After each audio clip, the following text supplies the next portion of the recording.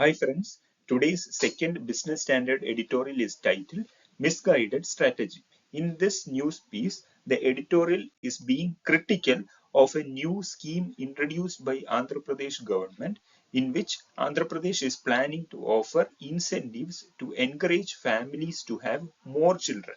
It is the first Indian state to announce such a population management policy.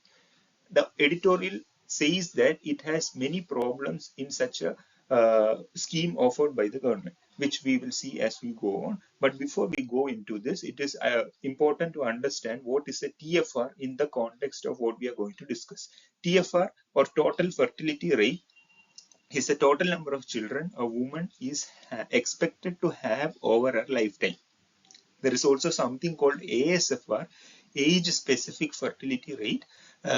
It, rather than telling about the total number of children, it divides the birth rate per age of a woman. So it is ASFR is used in the calculation of TFR. The country's TFR is about 2, which is less than 3.2 in 2000. So India has succeeded in reducing the TFR. The population growth is different from TFR. Population growth is a cumulative of birth, death, migration, etc. And the ideal TFR, ideal total fertility rate, is 2.1. Now, coming back to the topic, why the government has introduced such an incentive? The state's TFR has fallen to 1.5, which is below the replacement level of 2.1. Now, this generally causes a fear that the reducing population would impact the state's representation in parliament, which is very valid, and also it would affect the finance commission's allocation linked to each state's population. Now, this fear exists commonly among all the southern states that have succeeded in controlling the population organically. Now, what are inside the incentives that is being offered? 25,000 to couples that have a second or a third child, subsidizing IVF treatment, and there will be some more add-ons that we will see in the next slides. The editorial finds, as I already said, such an approach as inappropriate. Now, why could such an approach be problematic? If the aim of the government is to increase Telugu population, Telugu is the population of Andhra Pradesh, then the editorial asks, how will this scheme apply to the migrants settled in the states? And additionally, will this scheme be offered to Telugu migrants settled in other states?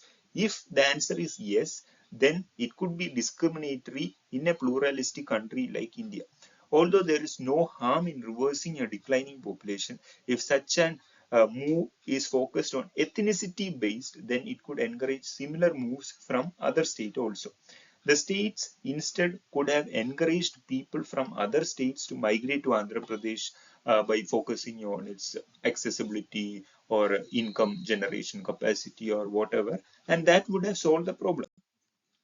Southern states reduced TFR by providing good education, healthcare, and improved incomes. In such a situation, if an incentive to produce more children is introduced, it will mostly be taken up by poorer family just for that incentive amount. But once a child is born, after they receive the incentive, then the families will not have the resources to produce a well-educated and healthy offspring. This population will add up, and Andhra Pradesh may soon find itself with human capital with lesser quality than good ones. And this population, the population good quality of good human capital quality of the Andhra Pradesh had made it develop in the first place. When human capital quality is affected, industries will be less willing to shift to the state.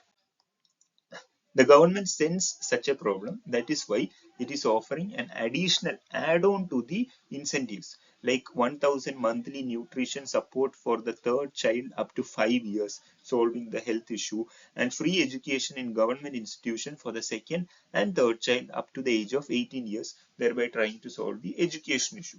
Also to be noted is that worldwide, the countries dealing with such problems have not been able to tackle the issue even by offering incentives. Mostly, there could be a temporary hike, a temporary increase in the population, but after which it is back to the same place. In addition to all the above problems, women will bear the brunt of this such a scheme. Falling TFR meant that women had access to improved education, increased income, and being more active in the society rather than taking care of the kids. With this proposed scheme, women's long fought social progress would be gone for a toss.